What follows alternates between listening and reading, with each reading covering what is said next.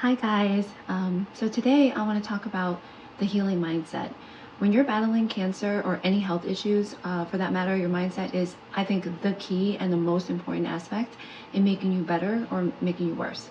So in this video, I will talk about my own personal experience with how I overcame my mind and how I use the mind and body connection to my advantage, and that really helped to aid in my recovery and healing. Hi, my name is Nee, and welcome back to my channel where I will be talking about life, living, and healing from stage 4 cancer.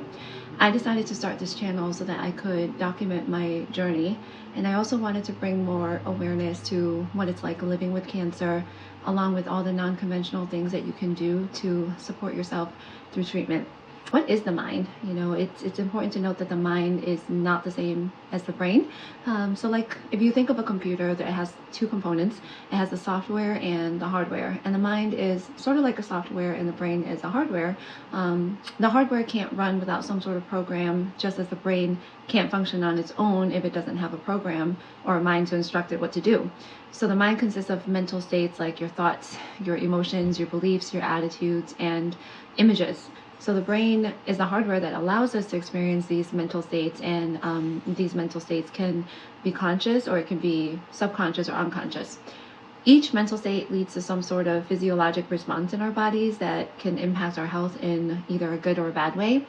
So why does all this matter? Because it means that your mind can actually influence your body if you know how to make it work for you. It means that you can use different techniques to train your mind in order to create healing in your body. And in my personal journey, I remember getting my diagnosis, and then I looked it up online and saw that the 5-year survival rate for my type of cancer was only between 10 to 30% if it was stage 4, which is what I had. Those statistics were so grim, and I thought to myself that, okay, well, I'm going to defy the odds and try to live between 5 to 10 years. And if I made it to 10 years, I would be really happy with that.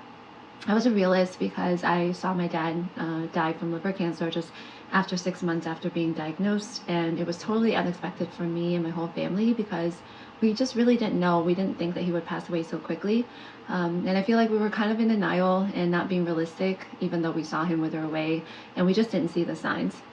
The grief and the disappointment that came when he passed away sort of just made me not want to hope, because hope brings disappointment, right? So when things don't go as planned, I'm sure lots of you can relate to this when you're battling cancer and having the good news and the bad news and the ups and downs. It's almost like just waiting for the other shoe to drop type of feeling. And in a way, it's safer for us to expect the worst so that we can prepare for it. So this is my thinking when I was first diagnosed, and for the following 3 to 4 years after that, I was just constantly trying to protect myself from any foreseeable bad news. The result of that was like a self-fulfilling prophecy. At that time, I was taking an oral chemotherapy medication, which when I researched about it, it would supposed to keep you stable, but it wouldn't be a cure, and almost 100% of the time people would develop resistance to the drug, usually within about 6 months or so. So again, I told myself I would beat the odds and it would just work way longer for me. But I still thought in the back of my mind that I would develop resistance eventually. So 2 to 3 years into the treatment, that's exactly what happened, and the medication stopped working. And while I was happy that I got more time out of that medication than most of the other people I knew with my type of sarcoma, it was just very disappointing, sad. I was like in the whole fearful and helpless state again, because of the progression and the new metastases that I developed. And I thought I was just going to be moving from one drug to the next drug until I developed resistance to them all. And at that point, have no options left. And this is when the cancer will take my life. I imagined how painful it would be to die from cancer, and I just couldn't get the traumatic memories of my dad passing away out of my head. I think, I just did so much research and reading other people's stories and saw how they died. And so it was like this story that I had built for myself, thinking that I was going to suffer the same fate. So around July 2019, after the progression, I had to switch treatments, which landed me in the hospital for 5 days because of the side effects. I had just gotten radiation and was on another oral chemotherapy drug and was getting immunotherapy infusions, which led to these severe reactions. And through all the suffering and just being so sick, I decided I was just going to take matters into my own hands and try to help myself in any way that I can. it was just the pain, the disability, and my 4-month-old twin babies at that time that motivated me and just kicked my butt into gear. So about 4 months, actually radically changing my diet and taking supplements, meditating, and trying to build my strength back through exercise, I stumbled upon Dr. Joe Dispenza's work. I just remember praying and asking God to help me find a way to heal, even with all the things I was doing. The cancer was still progressing and I was just losing hope. So a week after I prayed, a book came in from the mail that was from my husband's friend, and it was called Becoming Supernatural by Dr. Joe Dispenza. So I started reading the book and I just could not put it down.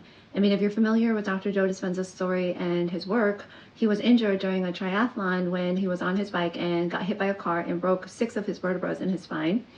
The doctors told him that he wouldn't walk again if he didn't do surgery, and he ended up refusing surgery and reconstructed his spine using his mind and started to heal just after 6 weeks.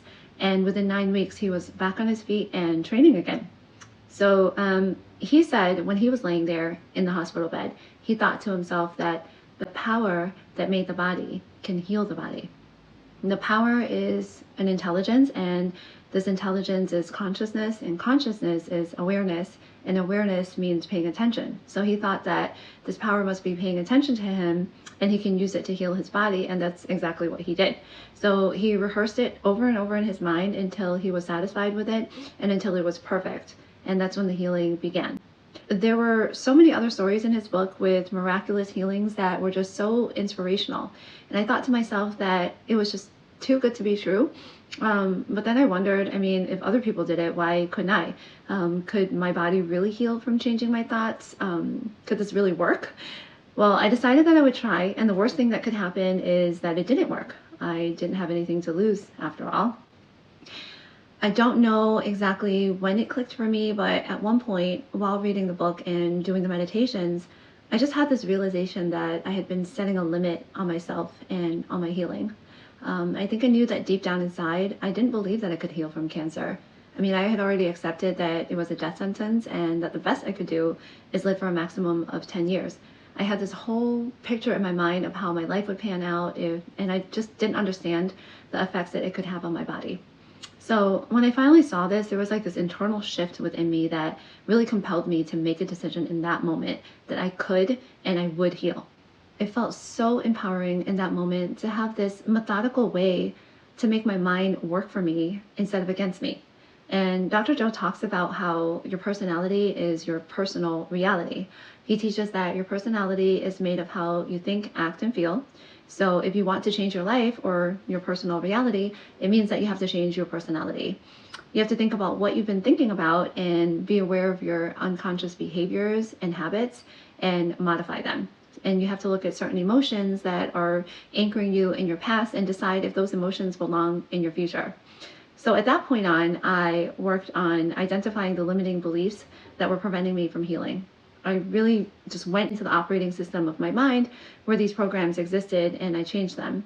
I took every thought captive and I decided that I would be a different person and that I would change. So this was not easy at all and I encountered many obstacles, but I knew that it would work. And after just 2 months of doing the work and 6 months into radically changing my lifestyle habits, I received the best news that my tumors have shrunk in my lungs and all the bone mets were stabilized. And I mean, just after having so much bad news and progression and, just continued growth, this was huge for me. And I just really got a taste of how powerful the mind can be. I mean, don't get me wrong, I'm not crediting this whole entire good scan result to only my mind doing the work, because I know now that you have to do everything else too. You have to nourish your body, because having a healthy body is pretty much like a precursor to having a healthy mind. So you need to start with the body, because that's actually the easier part. The mental, emotional, and the spiritual work, that's really where it's difficult, and that's where many of us avoid it because we just don't want to face it. We don't want to do that work. But in order to heal, you just really cannot ignore or skip this part. So when you get diagnosed with cancer or another serious health issue, just ask yourself, I mean, do I really want to heal? Do I really want to get well? Do I really want to live? Dig deep and just spend that time reflecting on this question, because honestly, there are just some of us that don't want to live, and we don't have those strong reasons and that will to live, and we may not even know it because it's buried so deep in our subconscious mind. So I believe cancer is just a wake-up call, and it manifests to get us to reevaluate our lives and how we're living. And from all the cancer survivor stories that I've seen, one thing that I noticed that's common is that they've always made some sort of a radical change to become a new person and to think differently, and to just kind of change their whole life upside down, you know. And that's really what I had to do in order to get good results and to start healing. And I'm still on this journey now, you know, and it's not easy. So it's really just hard to break from that habit of being yourself, because your body's comfortable in that familiar space, and it really takes a lot for you to step out into the unknown and to take a risk and to try to be a different person. But it is so worth it.